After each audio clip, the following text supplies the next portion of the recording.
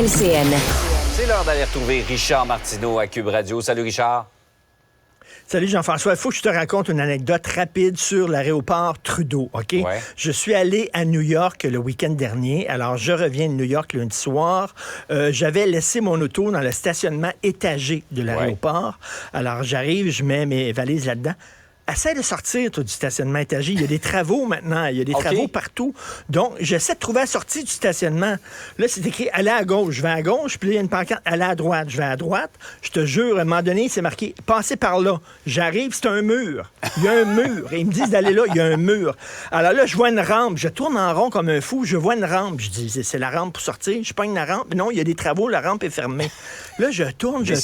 Et là, je dis « Tabarnouche, on fait comment pour sortir? » Et là, je vois une fille qui travaille dans le stationnement. Et là, elle a un dossard jaune, elle travaille dans le stationnement. Là, je sais pas ce qu'elle fait. Fait que je baisse ma fenêtre, puis je dis, où c'est qu'elle est sortie? Elle dit, je le sais pas.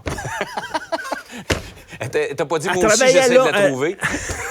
Oui.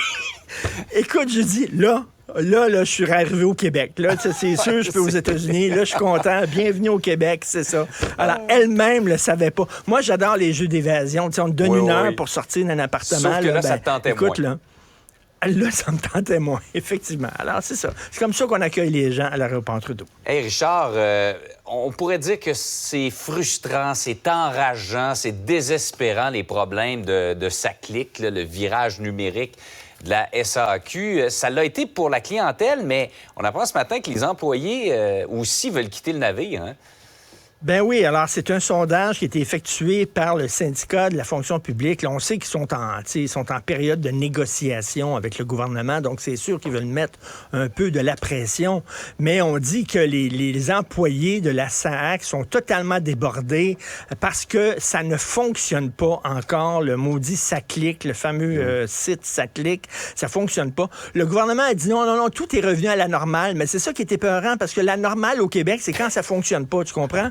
C'est ça, la normale. Donc, quand ils disent tout est revenu à la normalité, ça veut dire que ça fonctionne pas.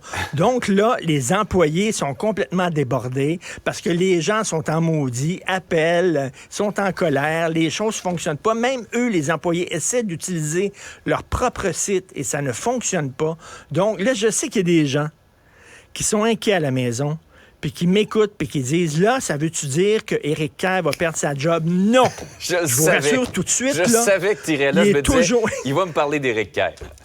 Ben, les gens sont inquiets. Va-tu perdre sa job? Il est toujours en place. Il a toujours la confiance du gouvernement. Et non seulement ça, mais je le rappelle, je l'avais dit l'autre jour, le gars qui était à la SAAQ, quand on a implanté ce site-là qui ne fonctionne pas, c'est lui qu'il faut s'organiser. C'est lui qui a le mandat de désengorger le système de justice. Donc, tout va bien sur ce côté-là. Ils n'ont pas perdu leur job.